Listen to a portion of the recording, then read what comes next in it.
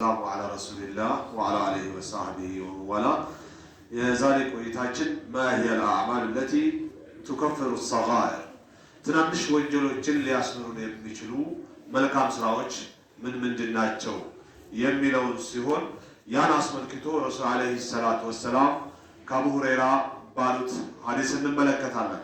عن أبي هريرة رضي الله عنه قال قال رسول الله صلى الله عليه وسلم الصلوات الخمس والجمعة إلى الجمعة ورمضان إلى رمضان مكفرات لما بينهن ما اجتنبت الكبائر رواه مسلم إمام مسلم بزقبوت زقبا أبو هريرة رسول عليه الصلاة والسلام قالوا ويلان من دينه يالوت يامس جزي صلاة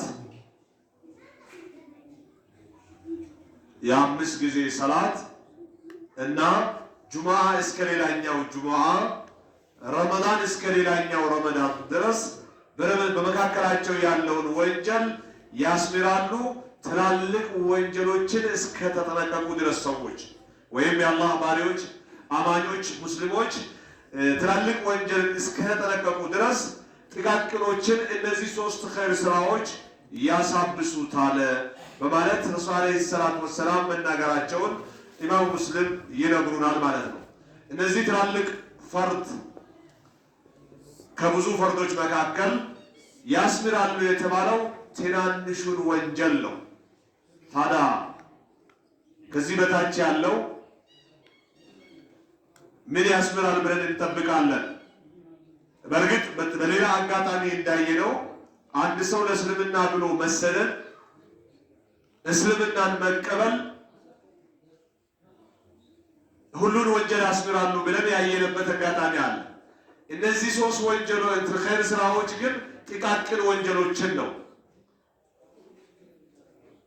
ለእስላም መሰደድና እስልምናን መቀበልና ንጹህ ሐጅ ሶስቱ ሁሉንም ወንጀል እንደሚያስምሩ የሰው ሐቅ ሲቀር ብለናል።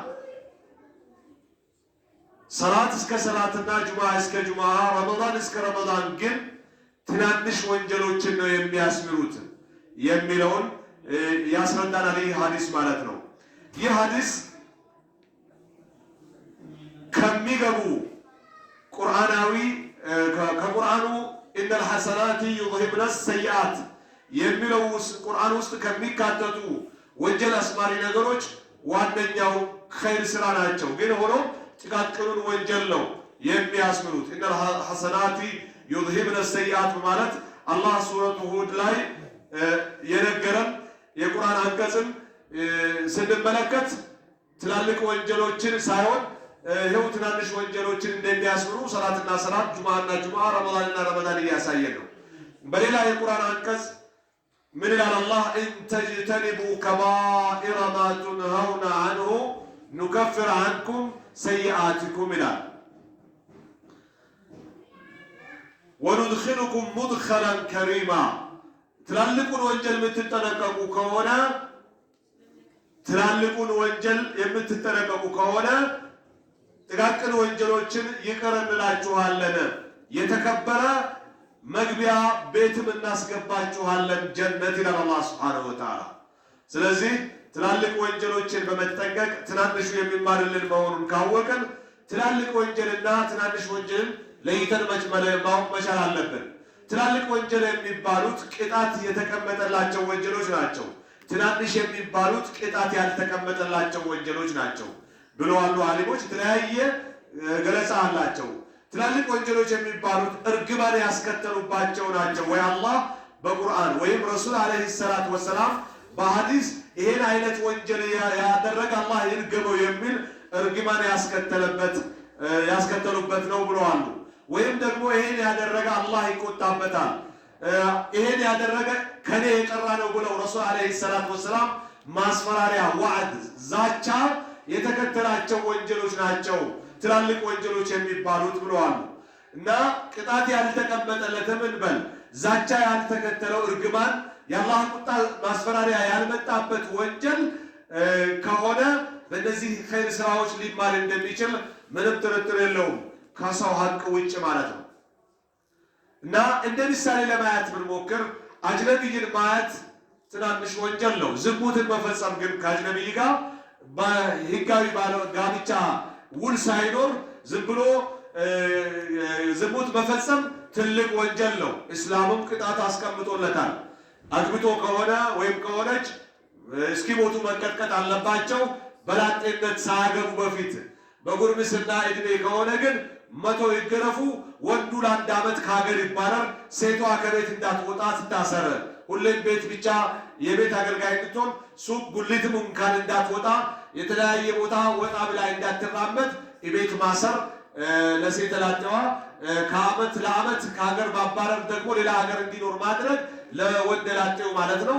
እስላም ያስቀመጠው ህግ አለ። ስለዚህ ቅጣት ያላቸው ከባባድ ወንጀል ስንል ዝሙት ለምሳሌ ቅጣት ያልተቀመጠለት ትናንሽ ወንጀል አፍጥጦ አጅነቢይን ማያት ልንል እንችላለን።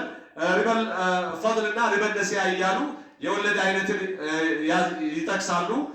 በመጨመር ወለድ መጨመርና በጊዜ እርዝማኔ የመጣ የሚመጣ ወለድ ሌላ ምሳሌ አድርጎ ይጠቅሳሉ። ስለዚህ ትላልቅ ወንጀሎች የሚባሉትን አውቀን መራቅ፣ እንደገና ደግሞ ትናንሽ ወንጀሎችንም ከቻለን እንዳይደጋገሙ ማድረግ። በመደጋገም ትናንሽ ወንጀሎችም ወደ ትልቅ ይወስዳሉ እና እንደ ምሳሌ እንዳነሳ ነው ያገኛትን ሁሉ የሚያይ ከሆነና ላያት ሁሉ ህዳግ ትርጉም ማብራሪያ የሚሰጥ ከሆነ ያያትን ሁሉ የሚጋብዝ ከሆነ የሆነ ሰዓት ላይ ዋናው ወንጀል ላይ መውደቁ አይቀርም። ስለዚህ በተቻለን መጠን ለአንገብጋቢ ጉዳይ ካልሆነና ከአቅም በላይ በሆነ ጉዳይ ካልሆነ ላለመነካካት ጥረት ማድረጉ እስላም የሚያበረታታ ነው። ለዚህ ነው ረሱል ዓለይሂ ሰላቱ ወሰላም ለአልይ ብን አቢ ጣሊብ አልኡላ ለከ ወሳኒየቱ አለይከ ነው ያሉት። አጅነቢይን ከማያት የመጀመሪያው ያንተ ነው፣ ሁለተኛው ባንተ ነው አሉት። ምን ማለት ነው? እንበልና መንገድ ላይ 4 መንታ መንገድ ላይ አጋጣሚ ግጥም ስትገጣጠም ልትታይ ትችላለህ። ግን መንገድ አገናኝቶ ካየህ በኋላ አንተም ክፋት እስኪመጣህ ድረስ መሄጃ አንትተህ እስኪጠፋብህ ድረስ ቀለማ እስኪርፍ ድረስ ማየትና ከተመቸህ ጠርተህ ማናገር ይሄ ባንተ ላይ ወንጀል ነው። ድንገቱ ግን አላህ አይጠይቅህም። ረሱል ናጃት አልኡላ ለክ የመጀመሪያ እይታ ለአንተ ነው ማለት ድንገት መንገድ ወጣብህ ባያሃት አላህ አይቀጣህም። ታክሲው ጋር ስትገባ ስትወጣ፣ አብራ ስትሳፈር፣ መንገድ ስትገናኝ፣ ስራ ቦታ ላይ ድንገት ባያሃት አላህ አይጠይቅህም። አላህ የሚጠይቅህ በየትኛው ነው? ቀጥሎ ባለው ነው። እስክትጠፋ ድረስ ስራ እስክትፈታና ስራ እስክታስፈታ ድረስ ቆማህ ተቀምጠህ የሆነ ነገር እያረክ በተለያየ መልኩ የምትደጋግመው አንተን ያስጠይቅሃል በሚል ረሱል ዓለይሂ ሰላቱ ወሰላም እንደ ሰሃባ አልይን እንዲቆጠብ አዘዋል። ስለዚህ እኔ አንተም ትላልቅ ወንጀሎችንና ትናንሽ ወንጀሎችን ለይተን አውቀን ትናንሾችንም ላለማብዛትና ላለመደጋገም የቻልነውን ጥረት ማድረግ ነው። ትላልቆችን ጭራሽ መተው ነው እና ትላልቅ ወንጀል ከሚባሉት እንደ ወንጀል ዝሙት መፈጸም ብለናል። ሰላት መተውም ትላልቅ ወንጀል ነው። ዘካ መከልከልም ትላልቅ ወንጀል ነው። በረመዳን መብላትም ትልቅ ወንጀል ነው። የሐጅ ማድረግ አቅም እያለን ሳናደርግ መተውና አለማድረግም ትልቅ ወንጀል ነው። ምክንያቱም ሐጅ ደርሶበት ሳያደርግ የሞተ የመሃይማን ሞት ሞተዋል፣ የአይሁዲ ነሳራ ሞት ሞተዋል በማለት ረሱል ዓለይሂ ሰላቱ ወሰላም በተለያየ መልኩ ማስጠንቀቂያ የሰጡበት ያስፈራሩበት ስላለ ማለት ነው። መን ተረከ ሰላተ ሙተዓሚደን ፈቀድ ከፈር ብለዋል ረሱል ሰለላሁ ዐለይሂ ወሰለም።